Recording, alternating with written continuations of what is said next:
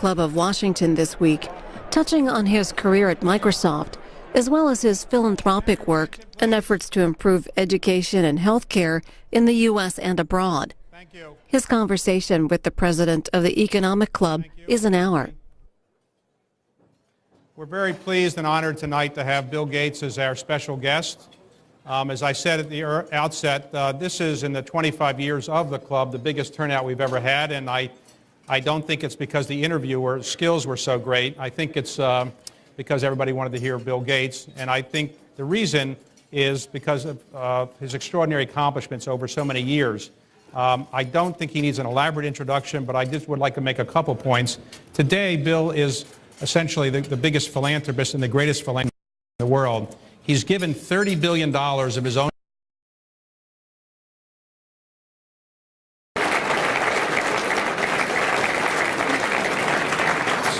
to his foundation, and that foundation has to date given away about $24 billion to causes we'll talk about, including K-12 education in the United States and health care in the developing world. And he's become not only a big donor to these causes, but somebody actually committed and knowledgeable about the causes and brought to it the intelligence and the dedication and focus that he brought to his business career earlier. His business career is also legendary. He left Harvard in the mid-1970s and started a company later named Microsoft. He built it into the largest technology company in the world, and at one point it was a company that had the highest market value of any company in the world's history, over $600 billion. In doing that, he revolutionized the computer system that we have in our country and revolutionized software. And everybody here, I dare say, has used the products of his company, Microsoft. He served as a CEO of that company from 1975, when company was created, to the year 2000, when he stepped down as a CEO. And from that period of time, he managed to become, in addition to a very successful entrepreneur and businessman and CEO, became the wealthiest man in the world, and by far the wealthiest man in the world. And today is one of the wealthiest men in the world. Forbes today said that he is only the third wealthiest man in the world today, with a modest net worth of $49 billion. But had he not done what he's done in philanthropy, his net worth today, according to Forbes, would be $88 billion. Fairly nice number. But it's one thing to make a very good company. It's another thing to run a company. It's another thing to make a lot of money, another thing to give it away. But what Bill Gates has done throughout this has managed to keep his feet on the ground, his ego in check, has made himself a very humane person and a very personable person, and has made himself accessible to people. And so what people admire about him, not only his extraordinary accomplishments in philanthropy and business, but also the person he has become and the person he has let so many other people know. So what I'd like to do tonight is to not only talk about the foundation, let him talk about the foundation, his philanthropic work, and his business career, but also some of the things that make him so human and so interesting to talk to. So let me start by saying thank you very much for coming, Bill. And I wondered if you ever thought, you know, what you could have made of yourself had you finished college. You know, it's very legendary that you dropped out of Harvard, but seriously, had you not dropped out of Harvard, every parent wants to know, would you recommend to your own children whether they should drop out of college? But had you not, do you think you could have built the company, or was it the dropping out of college 2 years early that made a big difference? Well, Paul Allen, who's my co-founder, and I saw the very first kit computer on the cover of a magazine. And we'd been talking about the miracle of the chip for 3 years by then. And we were going, oh, it's going to happen without us. We've got to get involved. This is so important. And so when that product was announced, it was called the Altair, and the company later disappeared. You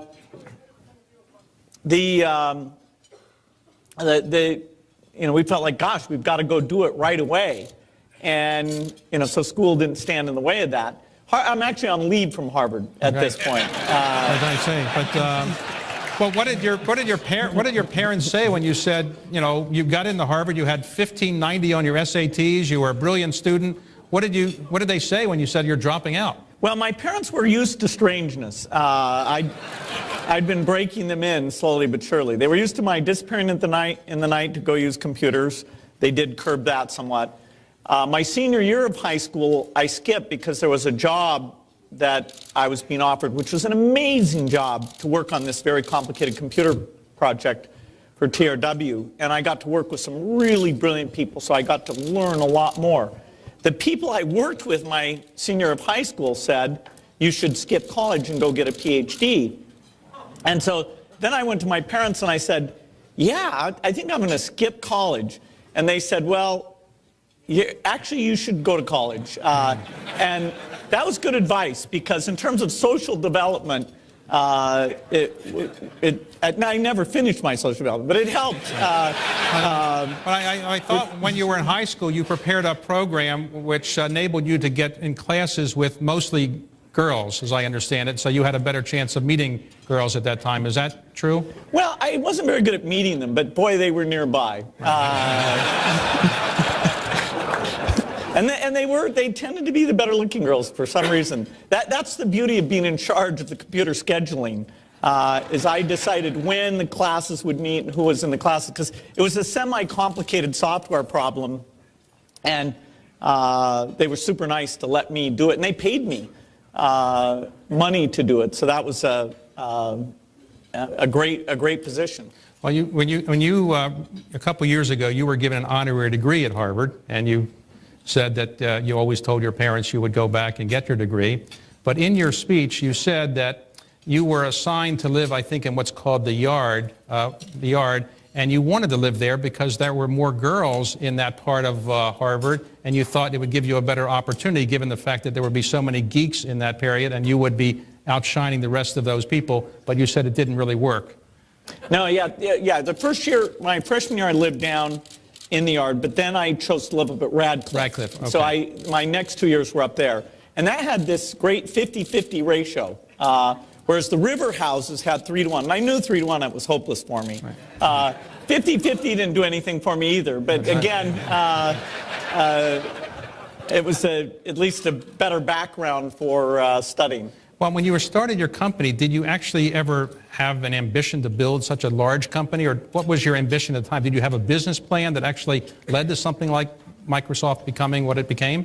No, the interesting thing is that we always had a contradiction in our company plan, which was we said that there would be a computer on every desk and in every home running Microsoft software, which, that's a plan for a very big company. But in terms of our practical, what we thought about, I would constantly be saying, okay, if no customer pays me for a year, can I meet the payroll?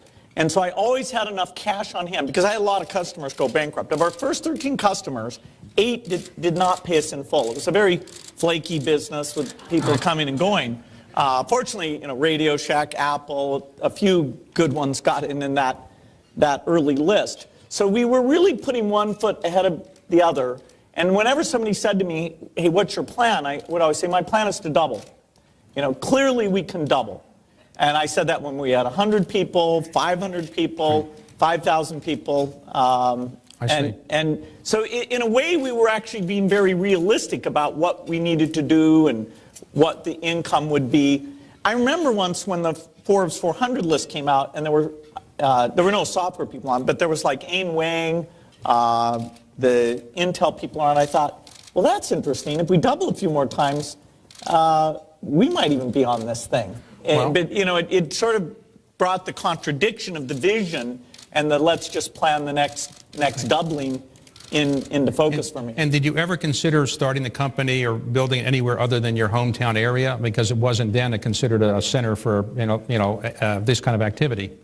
Now, that was a real decision. Our very first customer, when I dropped out of Harvard, was in Albuquerque, New Mexico. So I learned how to spell that, went there, and then we were hiring people. So we ended up with about 15 or 16 people, and it was not the easiest place to hire people. So then that first customer got bought by a California company, and so we knew we had to move. So the choice was to move to Silicon Valley, and we were kind of worried about the traffic and employee loyalty, or to move to be right at the DFW airport because we were doing so much business in Asia. We thought that would be really cool. We could just go get on the plane. Or to move back to Seattle. And everybody in the company wanted to move back to Seattle, but I held the decision for 2 or 3 months and eventually decided that would work, that we could create a loyal group there. But it was not, it was completely out of the computer game. The computer game, traditional computer game, was on the East Coast. Boston was the biggest part of it. And then this new game was almost entirely in Silicon Valley. And when you mentioned Forbes, when you took your company public, I think it was March of 1986, you then became the youngest billionaire, self-made billionaire in the United States. I think the age of 32. Is that something close to right? Yeah. When we went public, the valuation was like 400 or 500 million. But within a few years of being public, the value kept going up. And so when you became a billionaire at a relatively young age, I guess in the early 30s, how did it change your life? And did you find people treating you much differently? Did your parents treat you differently, or? No, I would order cheese on my cheeseburger without hesitation. You know, it was. I was talking to my dad once, and he was saying, when Paul Allen was my partner, he said, "Yeah, it must be tough for Paul's dad that his son makes more money than he does." And then, you know, I didn't answer my dad, and my dad thought for a second. He said, oh, okay, you make more money than I do. I was the best customer of his law firm at the time, and subsequently an even better customer of his law firm. I've done very well for the legal profession. No, I was fanatical. I mean, between the age of 18 and at least 30, I was just totally focused on Microsoft. You know, I didn't believe in vacations. I let other people take them a little bit. You know, I knew everybody's license plate. I knew when they came in the morning, when they left at night. And I was just so excited, so thrilled by the work we were doing and wanting to stay in front of it, that the whole notion of what was the company worth or what the stock was worth wasn't that interesting.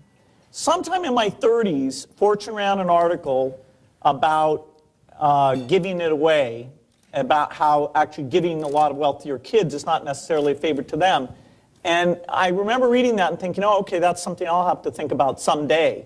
I was 38 when I got married, and then I did have to think about it. Now, you married someone who not only had 2 college degrees, 2 more than you, but she had the advantage of having them from Duke.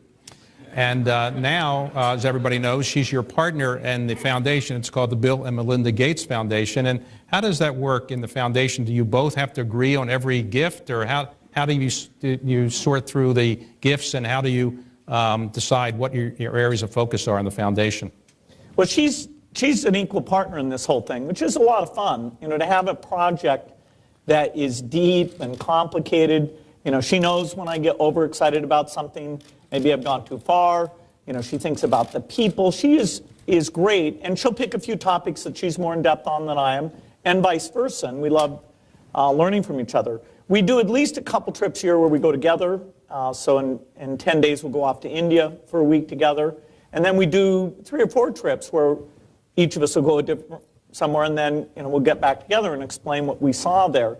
And so it's worked very, very well. You know, she knows some of my weaknesses and is very helpful with those things. In fact, she went up to, she got to ride on Air Force One before I did today, going up to education event up in Boston.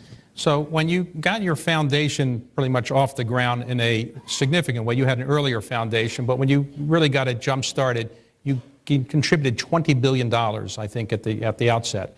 So what was it like to write a check for $20 billion to... Well, what actually happened was, the year 2000, Microsoft was valued at over $500 billion, which was a kind of unusual number. And I thought, well, this is a good time to give the stock away. So it's just stock certificates that went into the foundation. And then over a period of time, those were actually sold. So there's an endowment there that's being managed. What had happened was my dad was retired from his legal career, and a Microsoft executive, Patty Stonecipher, retired, and they were talking about working together. And I thought, okay, given that I'm still so focused on Microsoft, and I don't have that much spare time between Microsoft and family stuff, these two will do a pretty good job. And I'd started to learn about vaccines and how underfunded they were and what a miracle they were. I'd learned about reproductive health, and so having those people, and already sometime from Melinda, go off and get focused on things seemed to make sense. And so, when you create a foundation, there's a 5% minimum payout. So, in the year 2000, we created an entity that had to ramp up pretty quickly to spending that 5%. So now you retired from Microsoft essentially in 2008, I guess, and you're still the non-executive chairman, but 100% of your time is really in philanthropy now. How did you decide that the two areas you wanted to most focus on were K-12 education in the United States and healthcare in the developing world? How did you pick those, and which topics or subjects did you not pursue because of those two? Well, we decided that our main focus would be whatever the greatest inequity in the world is, something that affects life in a very deep way. And that's where we picked global health, where we saw that because the poorest people don't create a market, that there's not much research into things like a malaria vaccine or a diarrheal vaccine. And yet, if you get those vaccines, they can be delivered anywhere. They're delivered in every place on the earth, even places like Somalia with no government.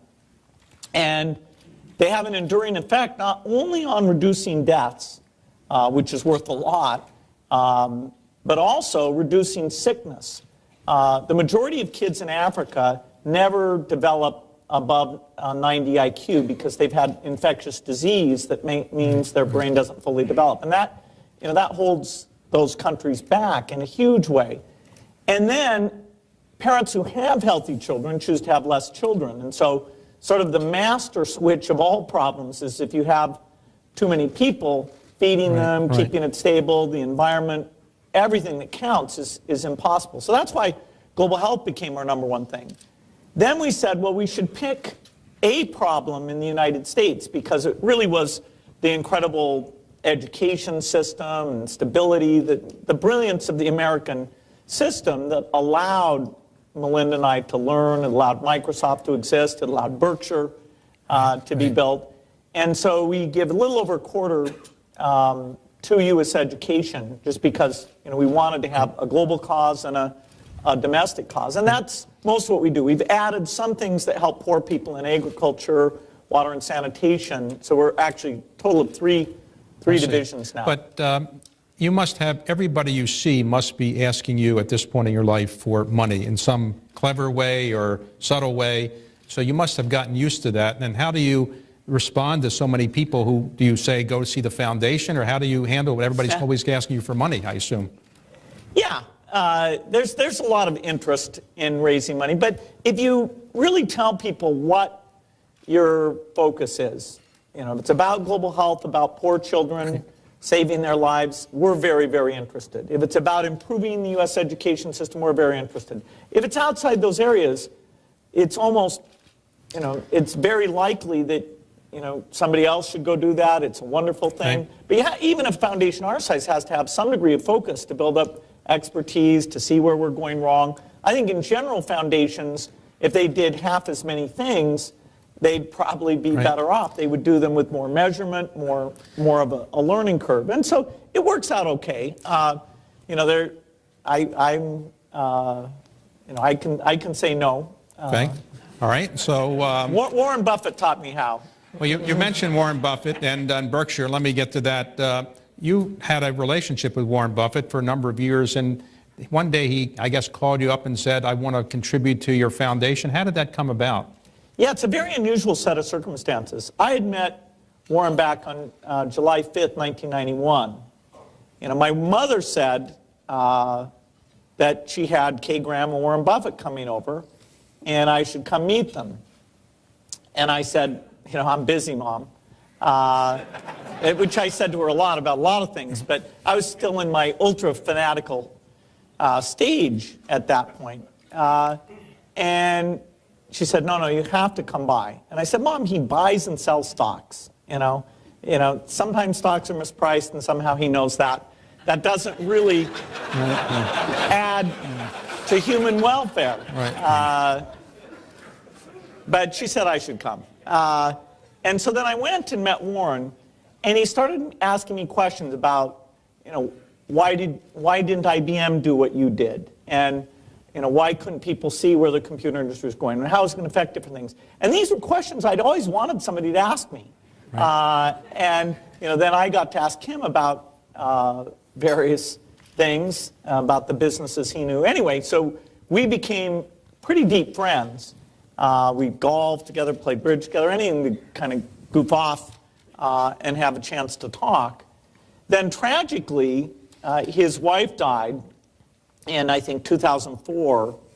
And his plan was that he would do the making the money, and she would run the foundation. Most likely she would outlive him and have lots of time to do it. When that wasn't going to be the case, Warren, completely to our surprise, decided to support 5 foundations, but a very substantial portion, I think 85%, something like that, going into our foundation. So that was fantastic, but completely unexpected. So when he called you that day and said, I'm going to give you $30 billion or something like that, what was your reaction? Well, it was, wow, he's really serious about this. He said to me at one point, that after, I think about a year after his wife had died, he said, the logical thing to do would be to give this money to your foundation. I said, yeah, maybe. But he wasn't even suggesting it would happen. In fact, he was suggesting it wouldn't happen, but he was just sort of more brainstorming. He said, yeah, that would be the logical thing. I said, well, maybe.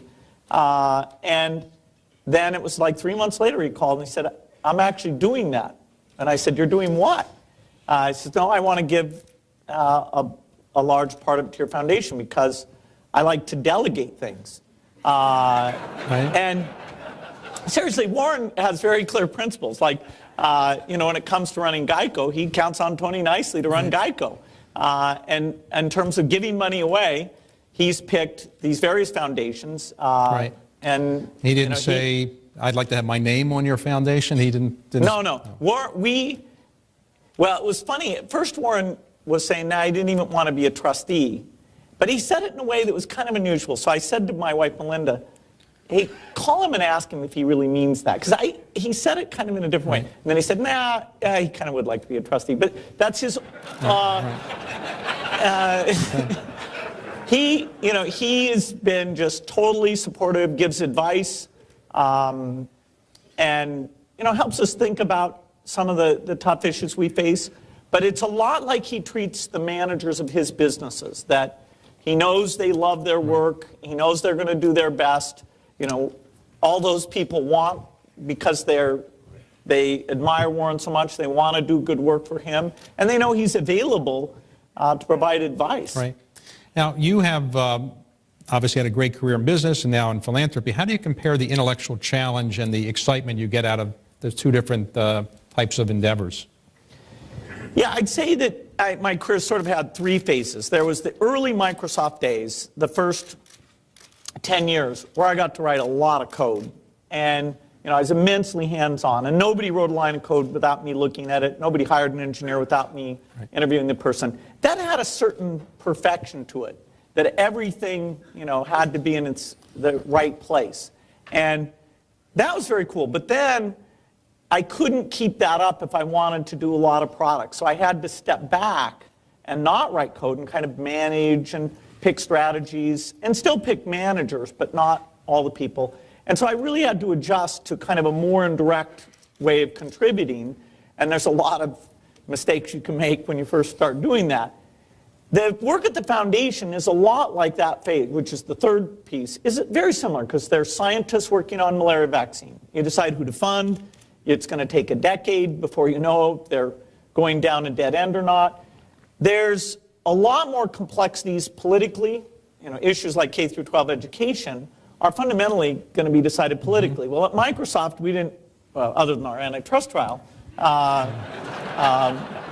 whatever you call that, most things were more of an engineering type thing. And, you know, the marketplace would tell you when you got it right, when you got it wrong, and it had kind of this excellent metric.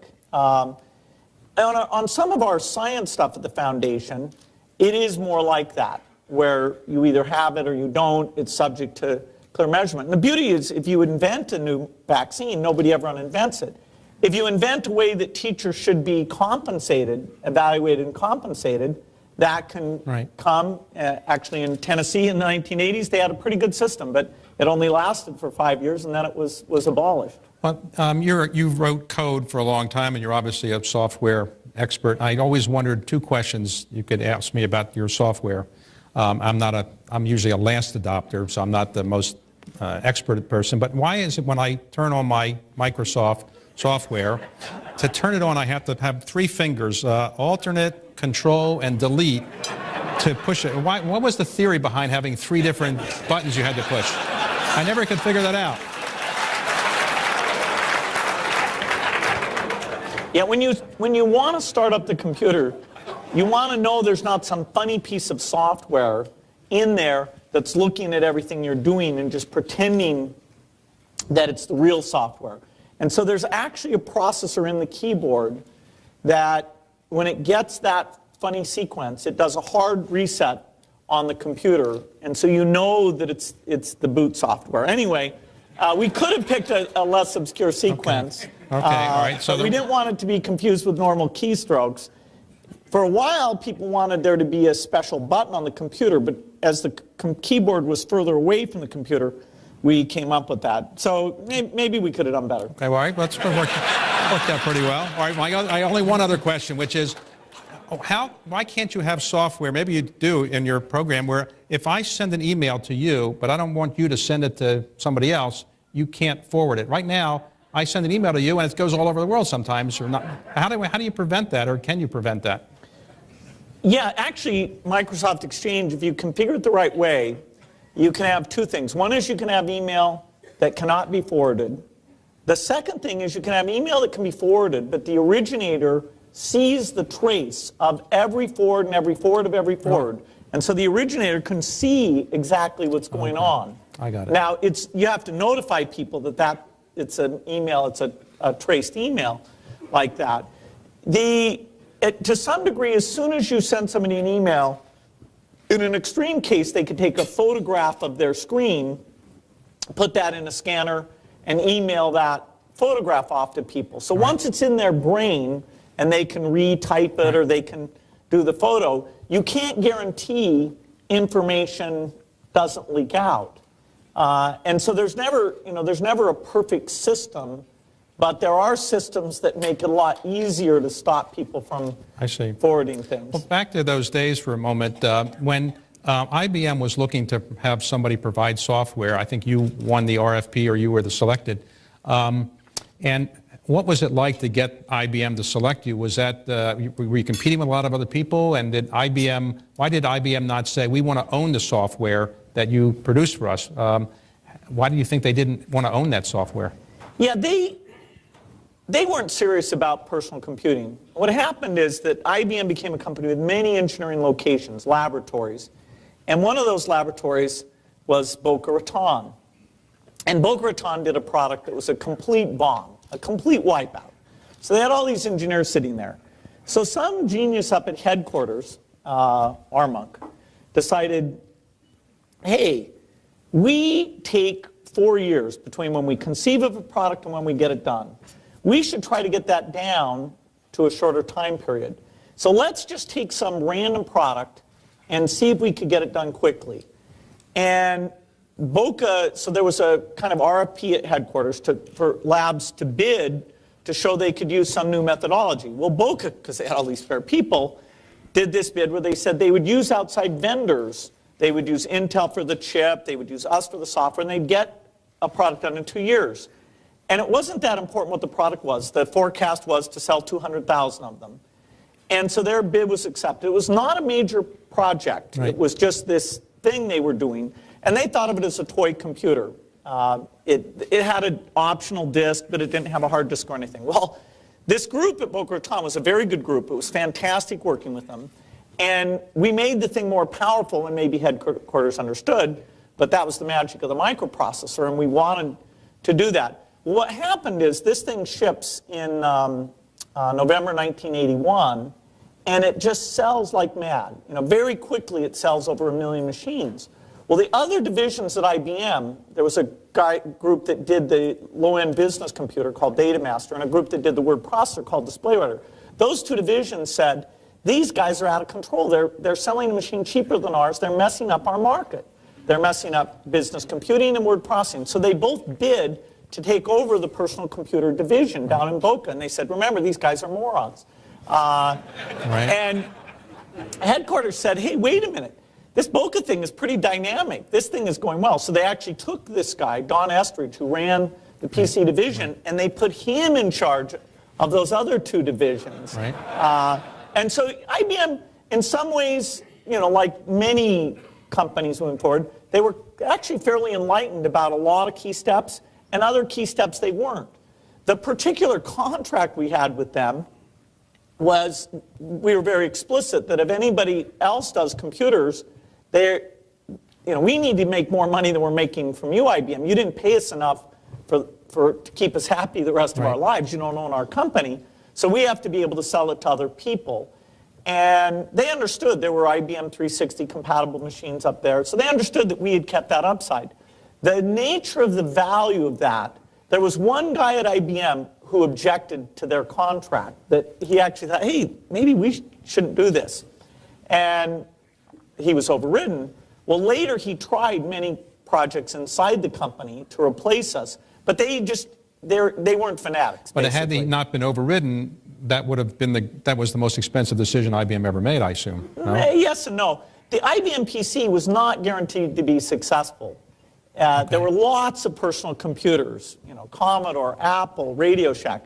What happened was there was a sort of generational leap that the group at Boca Raton and we decided, and Intel was part of this, decided to move them up to a slightly more powerful machine. And because it was good and because it came from IBM, it became a template. Now, I believe 16-bit computing would have happened, and you know, even if IBM hadn't been part of that. But it's hard to go back and you know, consider those other pathways.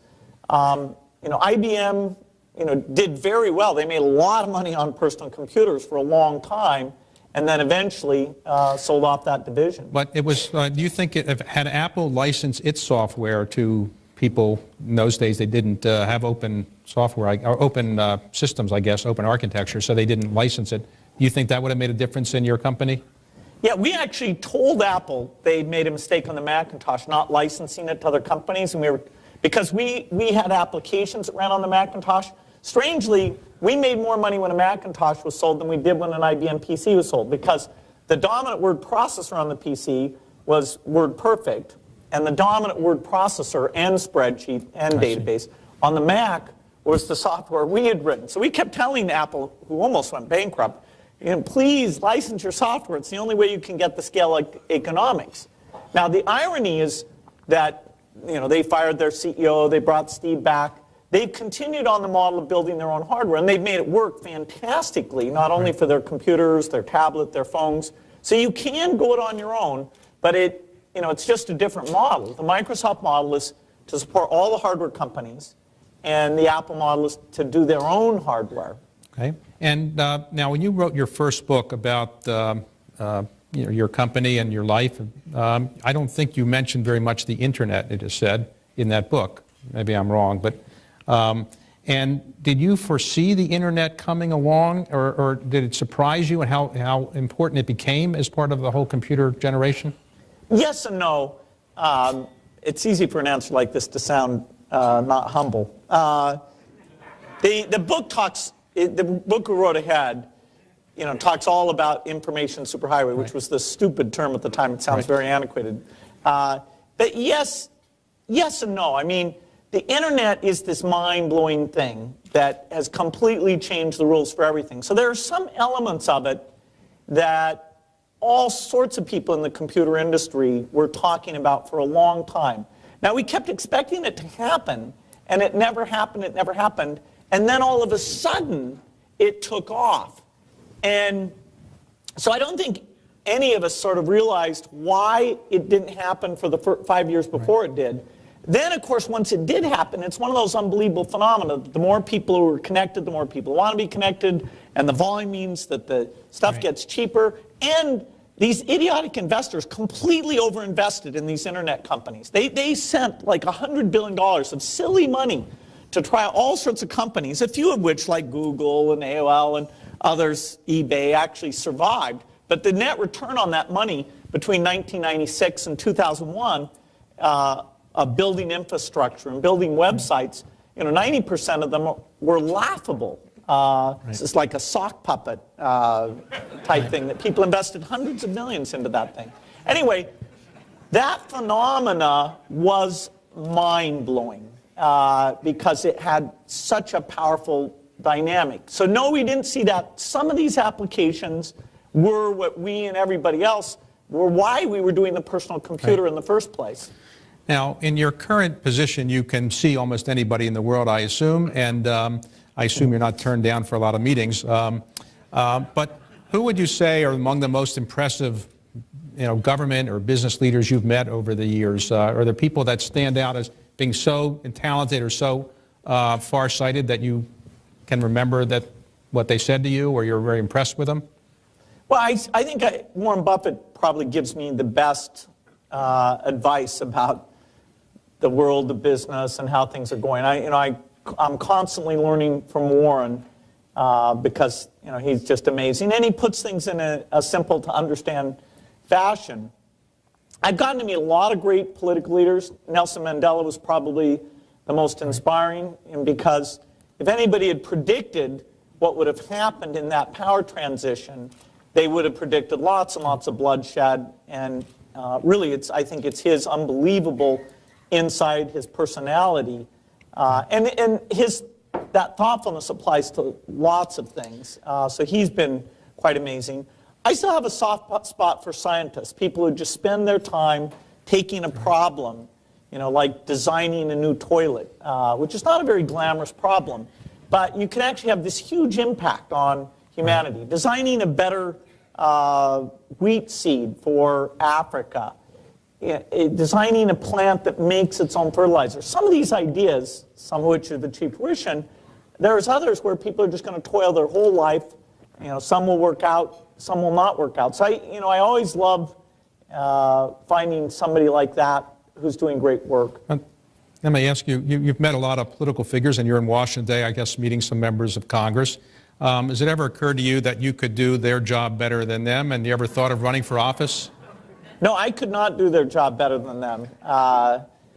It doesn't, I don't think it would draw my best talent out. Meeting with constituents, raising money. It's very important.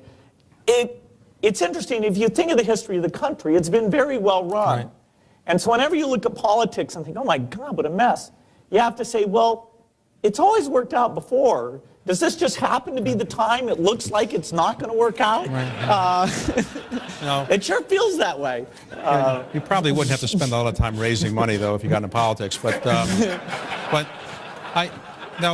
now, what do you consider, like, you're 55 years old. So that's relatively young for somebody to have the worldwide stature that you have. Usually people often become the most famous person and one of the most influential people in the world, even at a later age. You're one of the most respected men in the world and people in the world, one of the most influential in the world, 55 years old. What would you like to see as your legacy, and what would you like to do for the next, let's say, 25 years of your active life, assuming you have 25 years at least?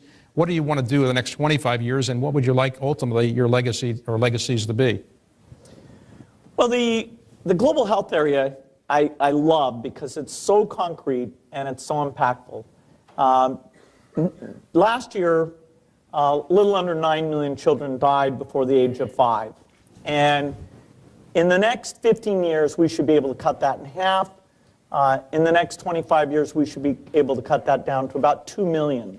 And that has this huge effect in terms of reducing sickness and reducing population growth. And so all it takes is about 10 new vaccines, getting them invented and getting those distributed out to lots of people. So that's going to be, unless things go way better than I expect, it'll be most of the rest of my life I'll be working on that global health mission. Now we'll have some wonderful milestones along the way.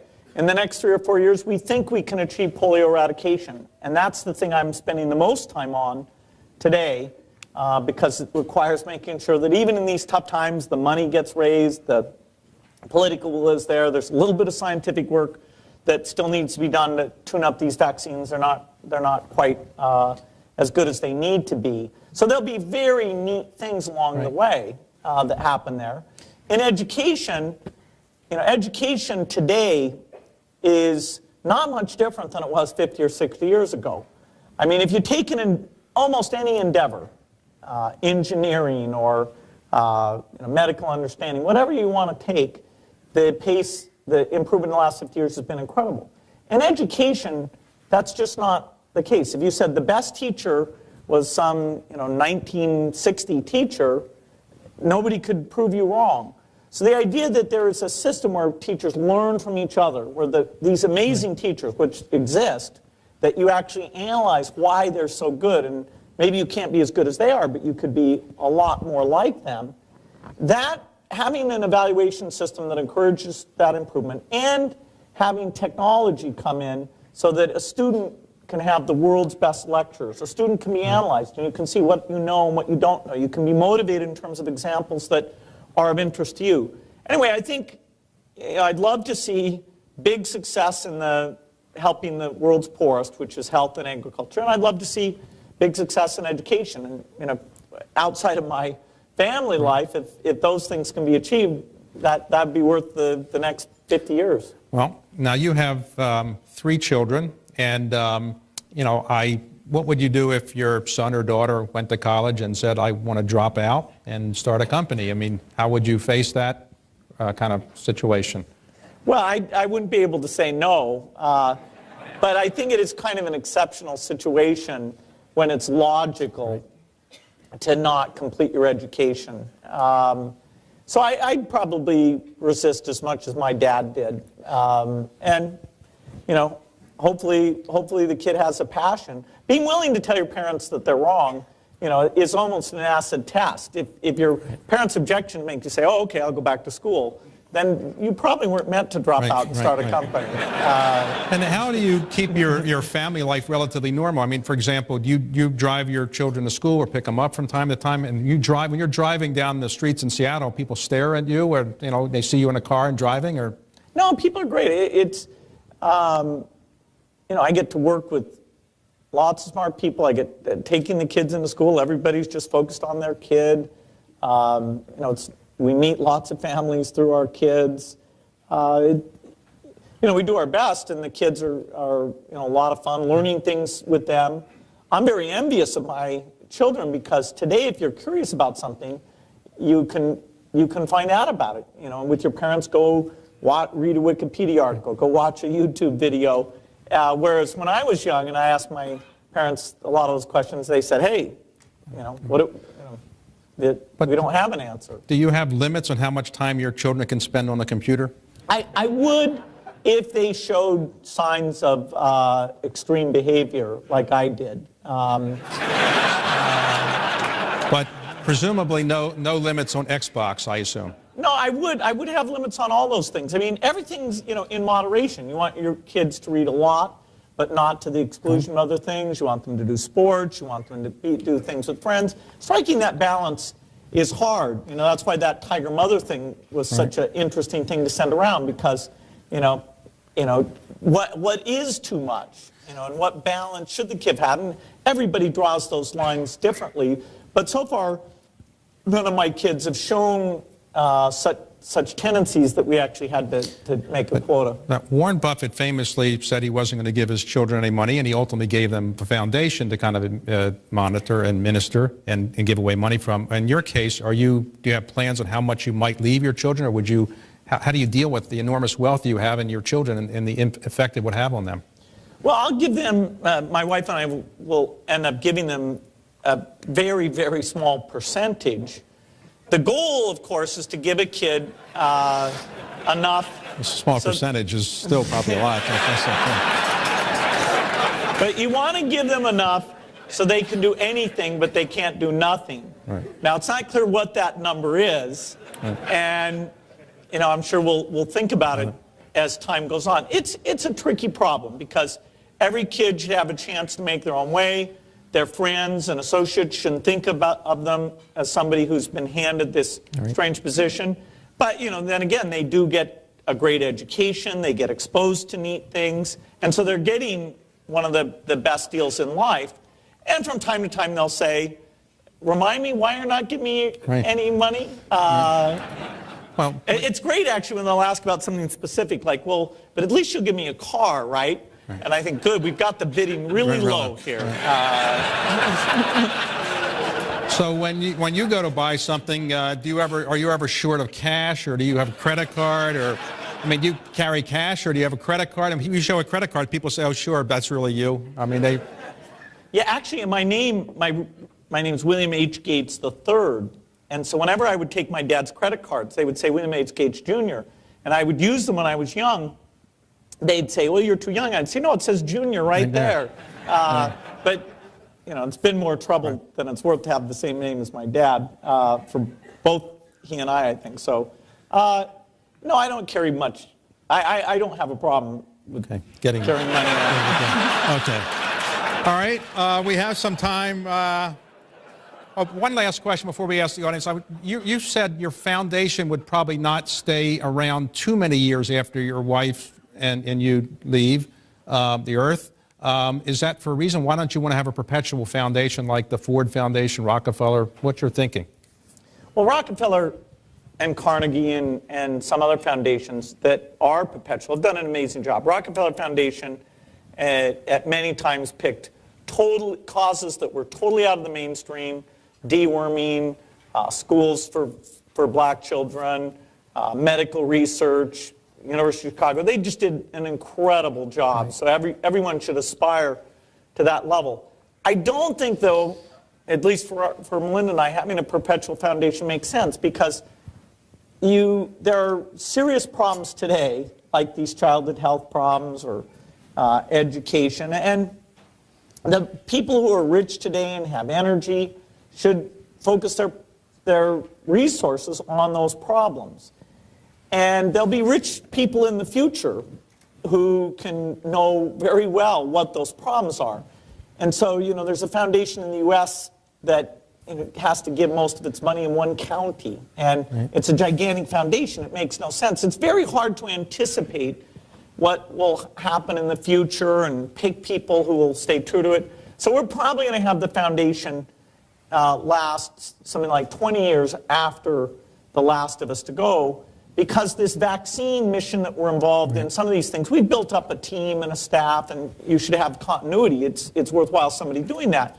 But when you pick a time frame where that particular mission will end, then the money should be spent, and someone else can form a new foundation.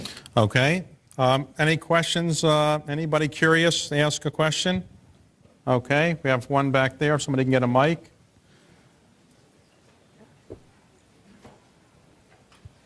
By the way, you stay out of politics now. You don't endorse candidates, I assume, or is that what you're pretty apolitical? I try. Right. Okay. Hi.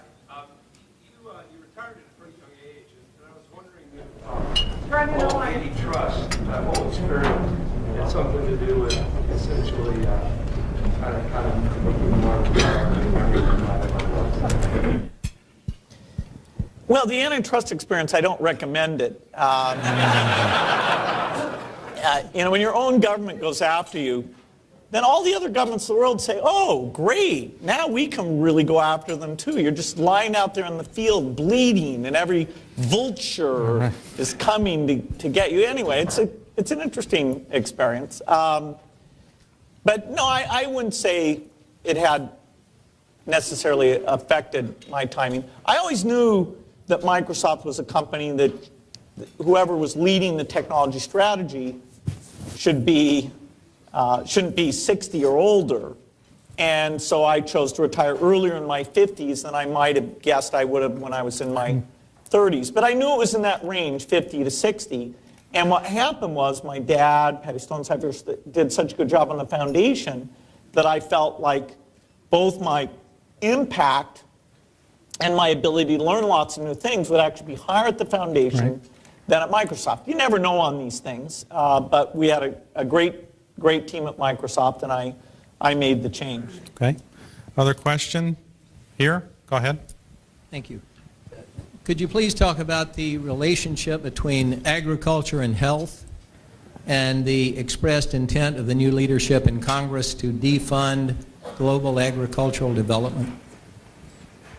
Well, I didn't talk much about agriculture, but other than the health vaccine things we do for the poorest, the next really sizable thing we do is get involved in agricultural research. That is helping farmers have better seeds, access to fertilizer, and that is super catalytic. Over 70% of the poor people in the world are farmers with very small plots of land who have a hard time feeding their family, and the vagaries of weather are very tough on them. And yet there is this potential to give them better tools, better information, and particularly better seeds that will help them deal with that weather variability and get enough output to have cash crops as well as subsistence. It's great that the world actually spent a lot on agriculture in the 70s and 80s, the so-called Green Revolution, although Rockefeller, Ford Foundation were central to that. World Bank and government funding for roads and fertilizer. It was a miracle. We more than doubled the output, and in many cases tripled the output of farmers. Now we need to do that again. Africa didn't get the benefit of that first round, but even in Asia we need to get yields up. And the U.S. government has funded some of this and was definitely talking about some increases, made a few increases. Now it's one of those things that's kind of up in the air in terms of the overall budget picture. Is that something that will be maintained or will it be cut? And there is a proposal where most of it gets cut, and there's a proposal where most of it gets maintained, and we'll see where it comes out. Okay. A question? Here, right here. Is your question? All right. For a fun question here, what's your golf handicap, and do you ever take mulligans when you play? Yeah, I was with some friends at Augusta just last week, which is my once a year. I go once a year, and I hadn't golfed for 6 months, but I'd played tennis on that. Well, tennis, hey, that's kind of the same. That didn't work for me. So I think I was probably golfing to about a 24 handicap when it was all said and done. But people don't let the putts, I mean, they just give you the putts, I assume a lot of people know.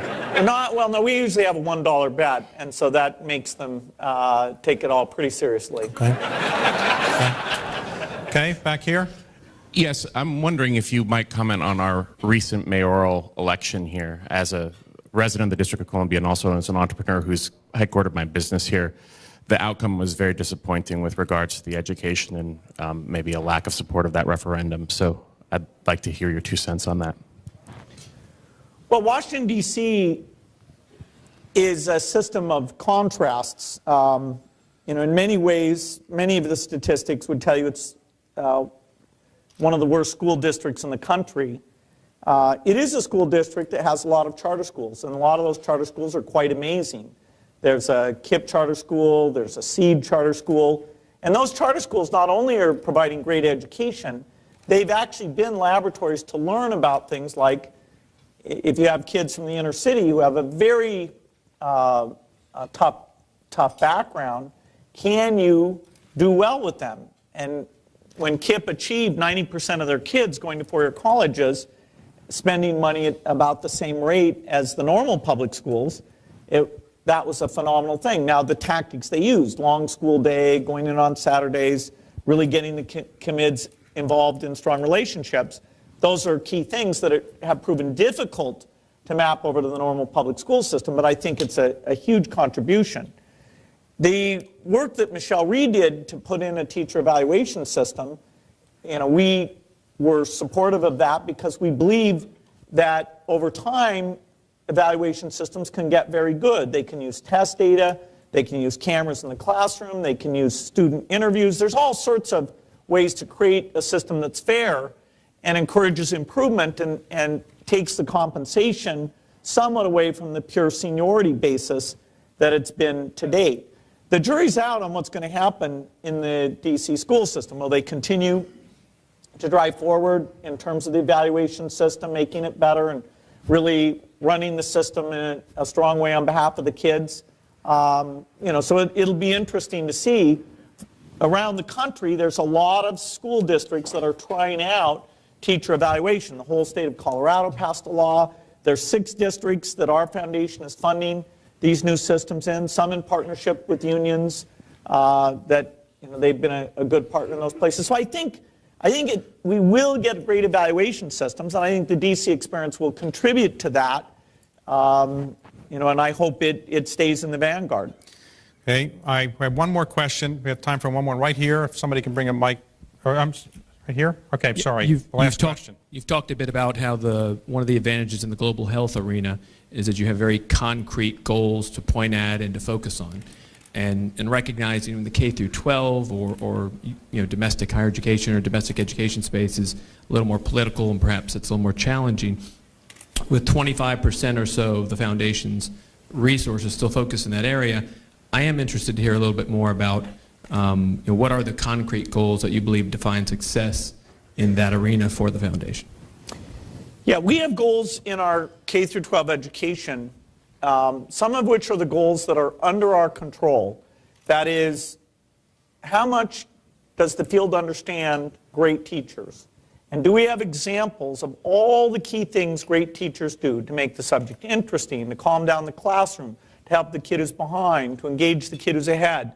There's all these things that these great people do, and you should be able to submit your video to a website, have somebody critique your teaching, have them point you to examples where those things are done well. So the research on great teaching, that can be done. It's amazing how little has been done on that. Over the next 3 years, that will get done. And people can take advantage of it or not, but that's a key goal. The role of technology in the classroom and helping kids know where they are, there's a huge opportunity there. Having the best lectures available for kids to watch online. That's something we can make sure it happens.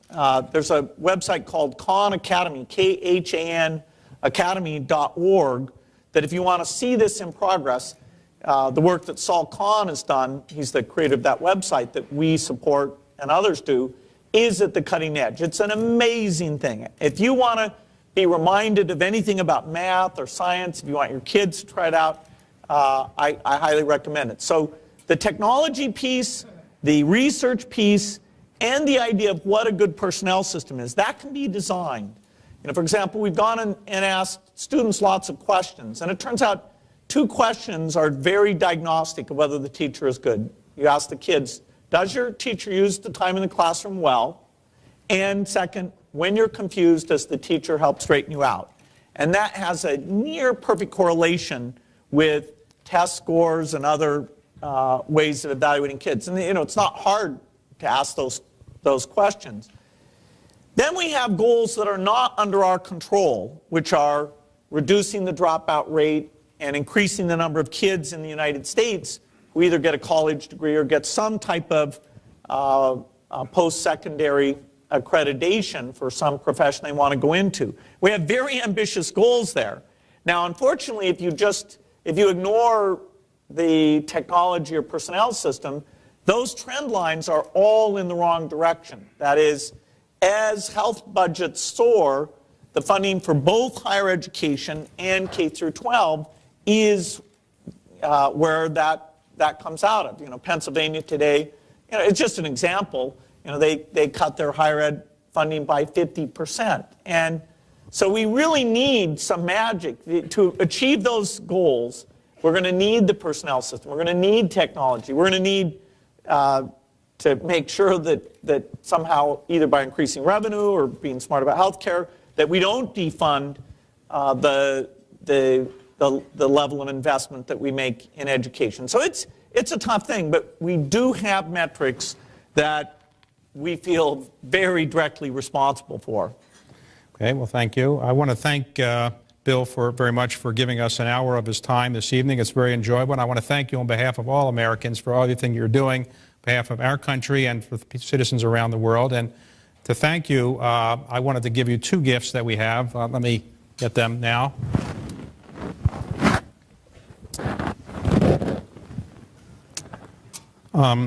As a small token of our appreciation, this is a reproduction of the map of the District of Columbia in 1791. Cool. And this is a flag that flew on the Capitol today, and thanks to Congressman Dingell and Debbie Dingell. Okay. So, thank them for that, and I appreciate everything you've done this evening, and I appreciate everything else you're doing for our country. So thank you very much. Okay. Debbie. Thank you all.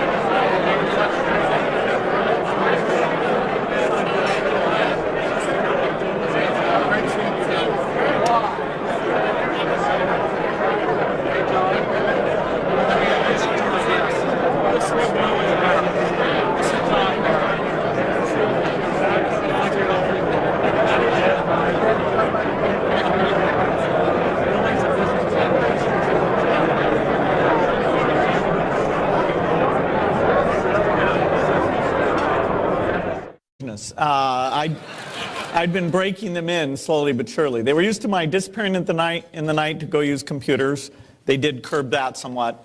My senior year of high school, I skipped because there was a job that I was being offered, which was an amazing job to work on this very complicated computer project for TRW. And I got to work with some really brilliant people, so I got to learn a lot more. The people I worked with my senior year of high school said, you should skip college and go get a PhD. And so then I went to my parents and I said, yeah, I think I'm going to skip college. And they said, well, actually you should go to college. And that was good advice, because in terms of social development, I never finished my social development, but it helped. But I thought when you were in high school, you prepared a program which enabled you to get in classes with mostly girls, as I understand it, so you had a better chance of meeting girls at that time. Is that true? Well, I wasn't very good at meeting them, but boy, they were nearby. And they tended to be the better looking girls for some reason. That's only the third wealthiest man in the world today, with a modest net worth of $49 billion.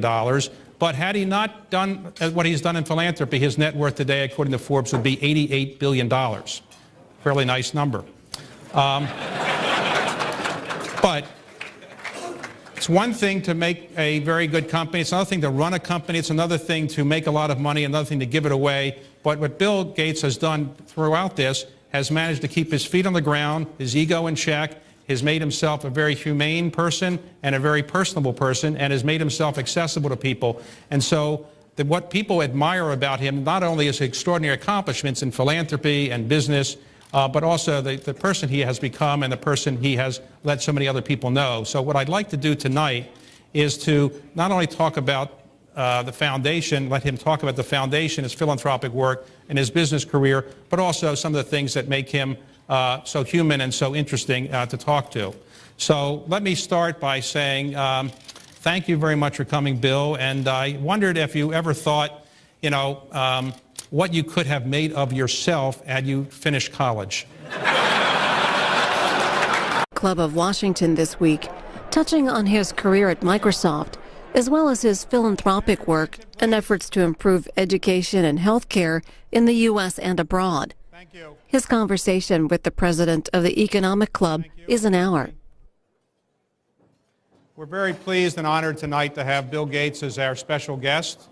As I said at the outset, this is, in the 25 years of the club, the biggest turnout we've ever had, and I don't think it's because the interviewer skills were so great. I think it's because everybody wanted to hear Bill Gates, and I think the reason is because of his extraordinary accomplishments over so many years. I don't think he needs an elaborate introduction, but I just would like to make a couple points. Today, Bill is essentially the biggest philanthropist and the greatest philanthropist in the world. He's given $30 billion of his own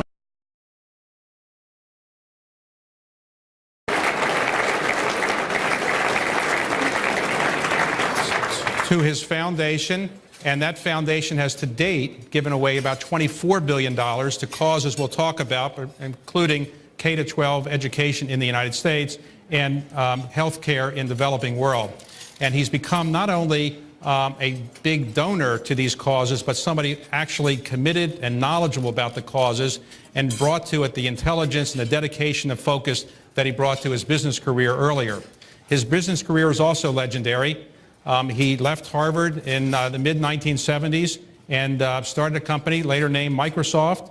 He built it into the largest technology company in the world, and at one point it was a company that had the highest market value of any company in the world's history, over $600 billion. In doing that, he revolutionized the computer system that we have in our country and revolutionized software, and everybody here, I dare say, has used the products of his company, Microsoft. He served as a CEO of that company from 1975, when company was created, to the year 2000, when he stepped down as a CEO, and from that period of time, he managed to become, in addition to a very successful entrepreneur and businessman and CEO, became the wealthiest man in the world, and by far the wealthiest man in the world. And today is one of the wealthiest men in the world. Forbes today said that he is, it's very legendary that you dropped out of Harvard, but seriously, had you not dropped out of Harvard, every parent wants to know, would you recommend to your own children whether they should drop out of college? But had you not, do you think you could have built the company, or was it the dropping out of college 2 years early that made a big difference? Well, Paul Allen, who's my co-founder, and I saw the very first kid computer on the cover of a magazine. And we'd been talking about the miracle of the chip for 3 years by then. And we were going, oh, it's going to happen without us. We've got to get involved. This is so important.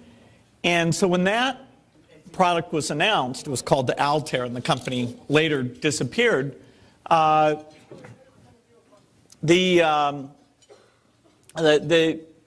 felt like, gosh, we've got to go do it right away. And, so school didn't stand in the way of that. I'm actually on leave from Harvard at this point. As I say, but what did your parents say when you said, you got into Harvard, you had 1590 on your SATs, you were a brilliant student? What did they say when you said you're dropping out? Well, my parents were used to strange